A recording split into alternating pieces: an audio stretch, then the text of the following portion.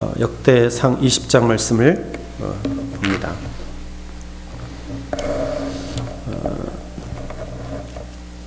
오늘은 그 암몬 자손과 블레셋 군대에 대해서 이제 이야기를 하고 있습니다. 암몬 자손이 19장에서 이제 용병을 쓰고 또 연합해서 이스라엘 다윗의 대적을 하지요.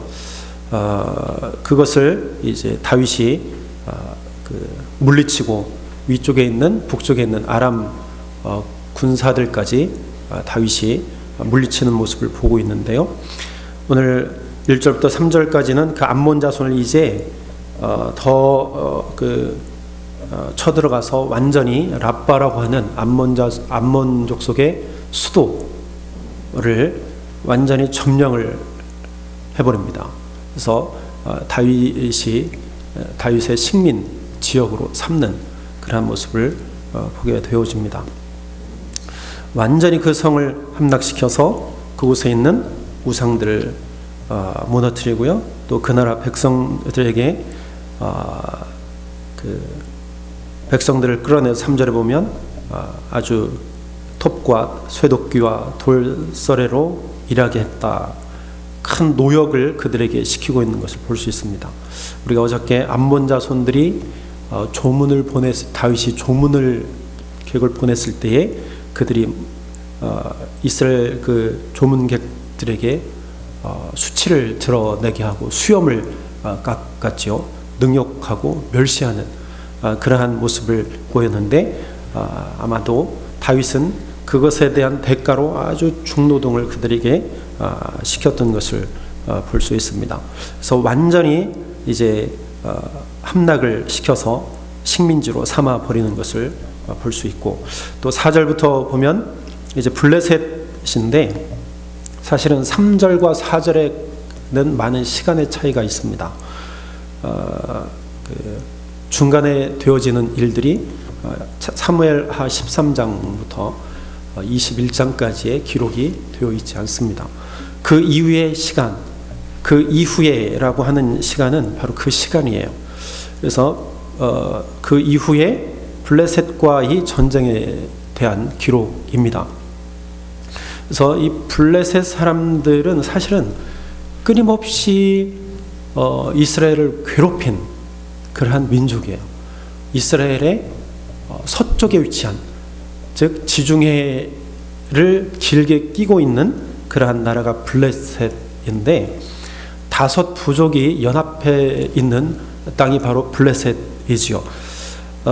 오늘 말씀해 보아서 보면 유독 키 큰 자, 또 장대한 자, 그러한 모습이 그러한 기록, 그러한 말씀을 많이 하고 있습니다. 키가 큰 자. 그러니까 그 블레셋 땅에는 키 큰 족속이 있었던 것 같아요. 다윗도 골리앗을 물리쳤잖아요. 아마도 같은 그런 족속이었던 같은 민족이었던 것 같습니다. 그들은 6절에 보니까 우리가 흔히 얘기하는 육손이다. 그러니까 발가락이 6개씩 있는 거예요. 그래서 손과 발이 24개씩이나 되는 가락이 있는 사람들, 조금 이렇게 장대한 사람들, 키가 큰 사람들 보면 약간 조금 보기가 민망할 그런 우락부락한 그런 모습인 것을 우리가 볼 수 있어요. 지금도 2m 넘는 사람들 중에서 가끔 그런 모습들을 보게 되어지는데요. 아마도 그러한 모습을 한 사람들이 그 땅에 살고 있었던 것 같아요. 그 땅 백성들과 바로 싸워서 승리하는 다윗의 모습, 또 이스라엘 백성들의 모습을 우리가 보게 되어집니다. 그래서 이제 후반기에 가서 완전히 이제 다윗이 그 나라를 확장하고 있는 것을 볼 수 있습니다. 암몬은 완전히 함락시키고 블레셋은 사실은 완전히 함락시키지는 못합니다. 그냥 국지적으로 이러한 전쟁이 일어나는데 그러한 전쟁에서 승리하는 모습을 보게 되어집니다. 이 말씀을 통해서 우리가 배우는 것은 포로 가운데서 귀환한 이스라엘 백성들 앞에는 사실은 어떻게 보면 거대한 그러한 키 큰 자와 같은 모습들이 그들 앞에 놓여져 있는 거나 마찬가지예요. 여전히 바벨론이라고 하는 큰 나라의 속국으로 살아갈 수밖에 없는 이스라엘 백성들, 그들이 귀환을 했지만 여전히 그들은 바벨론의 식민인이나 마찬가지고, 또 내부적으로는 그 땅 가운데 살고 있는 이스라엘 백성들, 즉 터전을 삼고 있는 사람들과 싸워야 됐고 또 이겨야 됐고, 또 오랜 70년이라고 하는 그 식민지를 살아가면서 제대로 신앙이 이어지지 않았고 또 믿음이 이어지지 않은 그러한 상태에서 다시금 성전을 세우고 믿음을 이어가고 율법을 다시 한번 세우고 하나님의 예배를 회복하는 그러한 회복을 해야만 하는 그러한 상황이었습니다. 그러니까 모든 것들을 다 새롭게 하는 그러한 상황에서 보여지는 모든 것들이 또한 거대한 것들이란 거죠. 거대한 거인과 같은 그러한 상황들과 맞서 싸워야 하는 이스라엘 백성들입니다. 그러한 백성들에게 이 저자는 결국은 우리가 이길 것이라고 하는 메시지를 주고 있는 거죠. 다윗이요, 이스라엘 백성들이 거대한 키 큰 사람들과 싸워서 이겼듯이 우리 앞에 놓여있는 이런 거대한 상황도 두려워하지 말아라. 바벨론 가운데서 우리를 귀환케 하신 그 하나님께서 새롭게 시작하는 우리와 함께 하셔서 우리를 온전히 회복시키시고 바르게 세워주실 것이라고 하는 이런 메시지를 주고 있는 것입니다. 혹자는 역대상하 기록자가 에스라라고 얘기합니다. 에스라. 그때 당시에도 신실한 자들이 있었습니다. 다니엘과 같은 신실한 자들, 스룹바벨과 같은 신실한 자들, 에스라, 느헤미야 같은 이런 신실한 자들을 통해서 하나님께서 그들을 모시고 포로 가운데서 해방시키셨습니다. 포로 가운데서 해방시키신 그 하나님께서 다시 하나님의 나라를 세워 가시겠다는 거죠. 영적으로 깨어있는 사람들이 그것을 보고 듣고 보고 믿었기 때문에 이러한 메시지를 주신 것입니다. 그래서 성전이 세워지고 다시금 이스라엘 나라가 예배가 회복되어지고 믿음이 회복되어지는 그러한 일들, 그러한 역사가 있었음을 우리가 보게 되어집니다. 그렇다면 우리에게 주시는 메시지는 무엇인가? 여전히 우리도 어떠한 장대한 사람들, 키 큰 사람들 가운데 우리가 살아가고 있는 거나 마찬가지입니다. 우리가 사는 이 세상은 거대한 어떠한 하나의 구조 속에 놓여 있습니다. 어떠한 경제적인 구조, 물질적인 구조, 사회, 문화, 그 외에 여러 가지 구조 속에 우리는 살아가요. 그런데 이러한 구조가 사실은 하나님과 대적하는 대척점에 있는 그러한 구조 속으로 흘러가는 것을 볼 수 있습니다. 나쁜 문화들,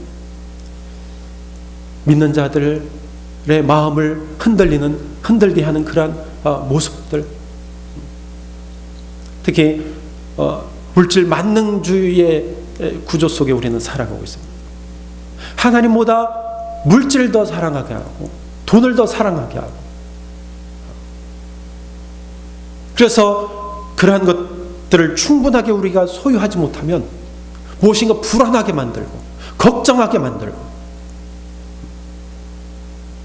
그래서 그것에 매몰되어서 하나님 앞에 가까이 가지 못하게 하는, 그래서 그것으로부터 시작해서 예배가 흔들리고 믿음이 흔들리고 가정이 불안하고, 이런 거대한 구조 속에 우리는 살아갑니다.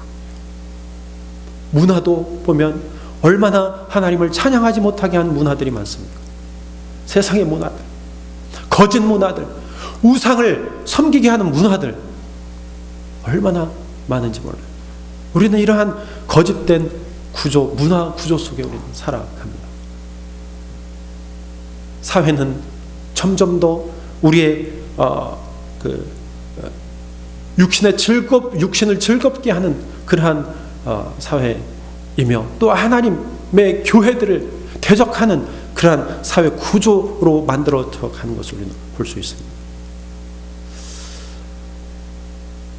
그러면 우리가 어떻게 이러한 구조 속에 살아가야 되는가? 정답은 하나예요. 정답은 하나입니다. 하나님을 바라보는 것밖에 없어요. 끝까지 하나님을 의지하는 것밖에는 방법이 없어요.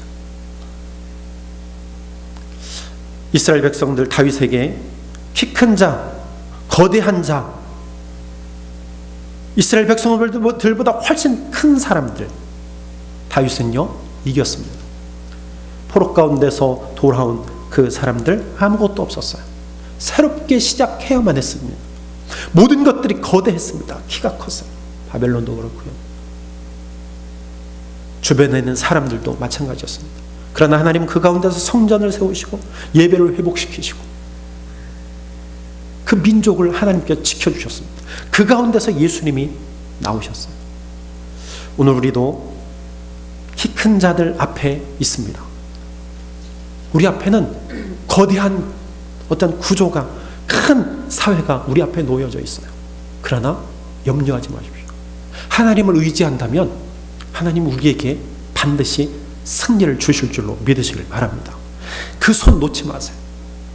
하나님은 절대로 그 손을 거두시지 않습니다. 영적으로 깨어있는 자들, 하나님을 의지하는 자들의 마음을 강하게 붙들어 주실 것입니다. 뱀같이 지혜롭고 비둘기같이 순결한 그런 믿음으로 나아가십시다. 오늘 하루도 이 말씀 묵상하며 하나님, 거대한 자들과 싸워 승리하게 하옵소서. 이 아침에 기도하고 오늘 하루 이겨내시기를 주님의 이름으로 축원합니다. 기도하겠습니다. 하나님,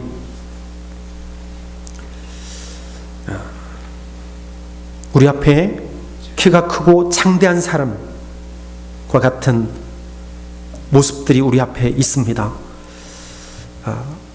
이 세상에 우리의 현실은 참 암담합니다. 우리가 어떻게 살아가야 할지 알지 못할 때가 너무나 많습니다. 우리가 갖추지 못한 모습들이 있으면 우리가 불안해지고 또 걱정이 되고, 이 사회와 이 경제 구조 속에서 우리가 어떻게 살아가야 할지, 문화와 의식 구조 속에서 어떻게 살아가야 할지, 정말 내 믿음이 온전한 것인가, 내가 바르게 살아가고 있는 것인가, 하나님 때로는 두렵고 떨리기도 합니다. 정말 내가 구원받을 수 있을 것인가, 하나님이 살아계신가 의문이 들 때도 있습니다. 그러나 아버지 하나님, 이러한 상황 가운데서 하나님 우리의 흔들림을 붙들어 주시고 우리의 두려움들을 제거시켜 주셔서 온전히 하나님 앞에 믿음으로 나아갈 수 있도록 주님 인도하여 주옵소서. 끝까지 믿고 나아가는 자를 하나님께서 반드시 구원하여 주실 줄로 믿습니다. 하나님의 나라의 백성으로 삼아 주실 줄로 믿습니다. 하나님, 저희들 하나님 나라의 구조 속에 살아가게 하시고 하나님 나라의 말씀 안에 거하며 살아가게 하옵소서. 뱀같이 지혜롭고 비둘기같이 순결하게 살아가게 하옵소서. 세상에 매몰되지 않도록 하나님 붙들어 주시옵소서. 하나님, 오늘도 저희들이 세상 속으로 나아갑니다. 하나님, 기쁜 마음으로 담대하게 예수 그리스도의 이름으로 나아가겠사오니 우리의 발걸음을 지켜 주시옵소서. 하나님, 우리의 언행을 주님께서 지켜주셔서 하나님의 거룩한 백성답게 살아가게 하옵소서. 모든 말씀을 우리 주님 예수 그리스도의 이름으로 기도하옵나이다. 아멘. 하늘의